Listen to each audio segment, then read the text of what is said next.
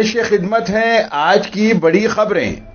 आज की अहम खबरों में आप देखेंगे, बांग्लादेश की अदालत ने साबिक वजीर आजम शेख हसीना को फांसी की सजा सुनाई।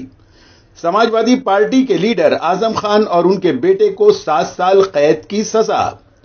पप्पू यादव ने बिहार में एनडीए की कामयाबी पर चौंकाने वाली सच्चाई बताई।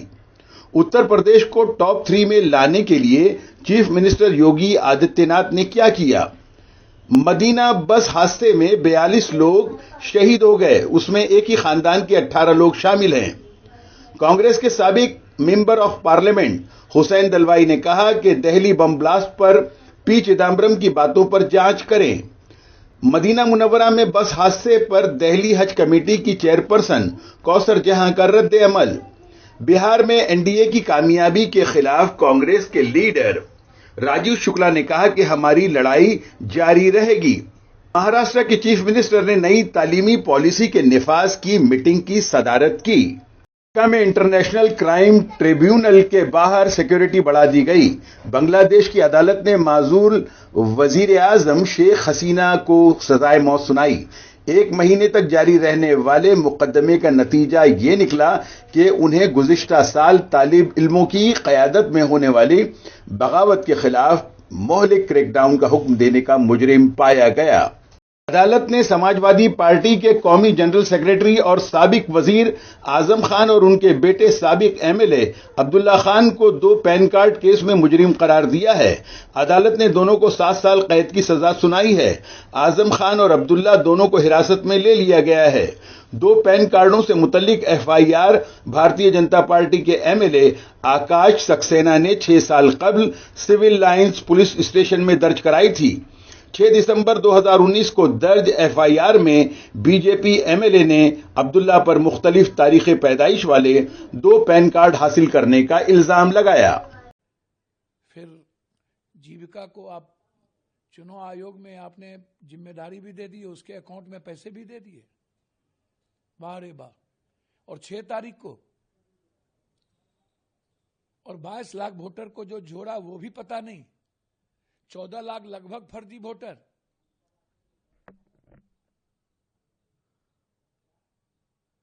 $7,42,00,000 दिखा रहे हो एसआईआर के बाद, और चुनाव वोट में गिर गए $7,45,00,000। तो इतने बड़े पाप प्रक्रिया के बाद पूरा बिहार में इंडिया गठबंधन को पोस्टल बैलेट पेपर में 80% बढ़त है, और ईवीएम में बढ़त हो गई तुम्हारी। ईवीएम पर कतई भरोसा नहीं किया जा सकता है, बैलेट पर कराओ, नहीं किया जा सकता। आप ईवीएम को लेकर फिर सवाल खड़े कर रहे हैं। मेरा सवाल है, तब भी, आज भी, कल भी रहेगा ईवीएम को लेकर। मैं इस मामले में बहुत क्लियर हूं। जो देश ईवीएम बनाया वही ईवीएम पर भरोसा नहीं किया। जो सबसे लोकतांत्रिक देश है वही भरोसा नहीं किया। विकसित भारत का जो प्रधानमंत्री मोदी जी का विजन है वह विकसित यूपी से होगा, और विकसित यूपी से वह तब सब सपना साकार होगा जब आप सभी मिलकर के सामूहिक प्रयास करेंगे। एक व्यक्ति नहीं, सरकार अपने स्तर पर इनिशिएटिव ले सकती है, तो अगर कदम आगे बढ़ा सकती। पिछले 8 साढ़े 8 वर्ष में हम लोगों ने उत्तर प्रदेश की जनता का मैं अभिनंदन करूंगा कि जिस उत्तर प्रदेश के बारे में लोग कहते थे कि उत्तर प्रदेश नहीं सुधर सकता, क्योंकि मुझे एक लंबे समय तक देश की संसद में भी कार्य करने का अवसर प्राप्त हुआ, और मैं अक्सर देखता था भारत सरकार के जब आंकड़े आते थे उन आंकड़ों में उत्तर प्रदेश का कहीं नाम नहीं होता था। उत्तर प्रदेश बॉटम 5 में रहता था। हम तरसते थे कि यूपी टॉप 3 में कब आएगा। ये बॉटम 3 में तो है, टॉप 3 में यूपी क्यों नहीं किसी भी स्कीम में। 2017 में जब हमें अवसर प्राप्त हुआ, हम लोगों के मन में एक भाव आया कि वास्तव में यूपी टॉप 3 में क्यों नहीं हो सकता। हमने यूपी टीम के साथ में अपने मंत्रिमंडल के साथ हम लोग बैठे, प्रशासनिक अधिकारियों के साथ बैठे। फिर मैंने उनसे कहा कि भाई देखो, केवल प्रशासन को और मंत्रियों को यह काम नहीं करना है। याद करना, कोई भी स्कीम तब तक सफल नहीं हो सकती जब तक उसमें जन सहभागिता नहीं होगी। हम जन सहभागिता बढ़ाएं, डायलॉग, पब्लिक के साथ हमारे डायलॉग अच्छे होने चाहिए। रहता हूँ, ये जो कल जो हादसा जो हुआ है सऊदी अरब से जो मक्के और मदीने से जाने के बीच में जो हुआ है, ये एक्सीडेंट हुआ है या क्या हुआ पता नहीं, मगर पूरी बस जल के 42 मेंबर्स मर गए। उसमें से 18 लोग सिर्फ एक ही फैमिली के थे। उसमें शेख नजीरुद्दीन साहब और उनके बेटे शेख सलाउद्दीन साहब और उनके वाइफ और उनकी बीवी और बच्चे, पोता और पोतरी नवाज से और बेटी भी, उसमें कुल मिला के 18 लोग हैं। उसमें हम चाहते हैं कि ये इसमें कम से कम गवर्नमेंट से ये गुजारिश है कि हमको ये इस पे फुल इंक्वायरी होना चाहिए।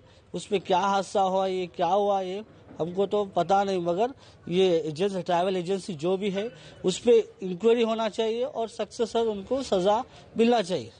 क्या होना रिलेशन में बोल तो हमारे फुप्पा होते नजरुद्दीन साहब, उनके बेटे हमारे फुप्पेरे भाई होते हैं। ऐसा है भाई जगताप जो बोले हैं उसमें बड़ा तथ्य है।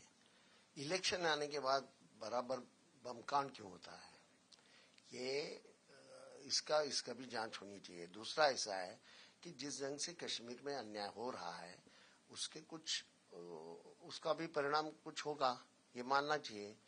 पी चिदम्बरम साहब वो भी देश के होम मिनिस्टर रहे हैं, उनको बहुत अच्छी तरह से मालूमात है और वो पढ़े लिखे हैं। उनका अमित शाह जैसा नहीं है, वो खुद माने जाने वकील हैं। तो वो जो बोलते हैं कि अंदरूनी मामला भी इसमें होगा, अंदरूनी आतंकवाद होगा, तो इसकी जांच होना चाहिए। इसका मतलब ऐसा है कि आरएसएस जिस ढंग से प्रचार वगैरह करती है, ऋतुम्बरा का ये आया था, उनको वो छोड़े, तो क्या सरकार आरएसएस का भी जांच करेगी, ये हमारा सवाल है। जो हादसा हुआ है बस स्टैंड पर, देखिए, मक्का मदीना हाईवे पर जो दुर्घटना हुई है उससे मैं स्तब्ध हूँ, रंजीदा हूँ, मन बहुत दुखी है। केंद्र सरकार लगातार भारतीय दूतावास से संपर्क में है।